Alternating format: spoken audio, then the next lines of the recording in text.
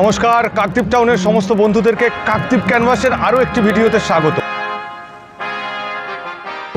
আজকের মাধ্যমিক পরীক্ষার শেষ দিন। আজকে আপনাদেরকে দেখাবো মাধ্যমিক পরীক্ষা কদিন কাকদ্বীপের নতুন দিগন্ত ক্লাব তারা মাধ্যমিক পরীক্ষার্থীর অভিভাবকদের জন্য যে সুন্দর পরিবেশ তৈরি করেছে, তাদের জন্য খাওয়া দাওয়ার ব্যবস্থা করছে। এরা প্রতি বছর মাধ্যমিক পরীক্ষার্থীর অভিভাবকদের এমন একটা সুন্দর পরিষেবা দিয়ে থাকেন নতুন দিগন্ত ক্লাব। আমরা অসংখ্য ধন্যবাদ জানাবো নতুন দিগন্ত ক্লাবকে।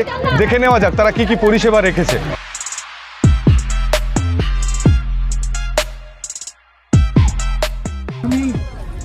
আমি অসংখ্য ধন্যবাদ জানাবো মা বোনেদের পক্ষ থেকে, তারা এই কয়েকদিন পরিষেবা দেওয়ার জন্য এবং আজকে তাদের অতিরিক্ত মায়েদের জন্য সকলের জন্য রেখেছেন কিছু খাবার। সেই জন্য ওরা একটা রবীন্দ্রনাথের প্রতিকৃতি ছবি এবং দিগন্ত ক্লাবকে তারা উপহার দিচ্ছেন।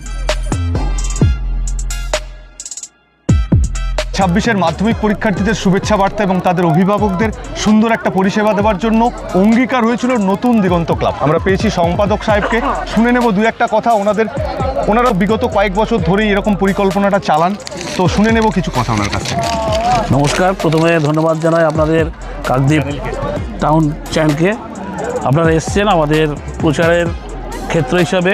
আমরা খুশি যে সামান্য সামাজিক সেবাও অনেক সময় প্রচারের মাধ্যমে আসলে সেটা বৃহত্তর আকার ধারণ করে। আর আমরা এই নিয়ে 4 বছর ধরে মাধ্যমিক যে পরীক্ষার্থীগুলো স্কুলের পরীক্ষা দিতে আসে, তাদের কিন্তু অভিভাবকরা ম্যাক্সিমাম সময় দেখেছি রাস্তার ধারে বসে থাকে কিংবা কোনো দোকানের পাশে বসে থাকে। সেখানে অনেকে অসন্তুষ্ট হয়, 3 ঘন্টা 4 ঘন্টার বসতে দেয় না, আবার কিছু কিছু সময় রোদের তাপে বসে থাকে। তাই আমাদের ছেলেরা এবং আমাদের তীর্থগিরি দক্ষিণ গ্রামের নতুন দিগন্ত ক্লাবের সমস্ত সদস্য এবং আমাদের উপদেষ্টা মন্ডলীরা বসে একটা আলোচনা করি যে আগে প্রথমে শুধু আমরা ছাত্রছাত্রীদের শুধু পেন আর জল দিতাম প্রতিদিন। তারপরে আমাদের মাথায় আসে যে অভিভাবকদের জন্য যদি কিছু করা যায় সেক্ষেত্রে ওনারাও উপকৃত হবেন এবং আমরাও একটু সামাজিক সেবা করার সুযোগ পাবো। এই প্রায় 200 মায়েদের, আমরা 400 মায়েদেরই আপ্যায়ন করি, ডাকি, কিন্তু তার মধ্যে প্রায় 200 থেকে 250 মায়েরা আসেন।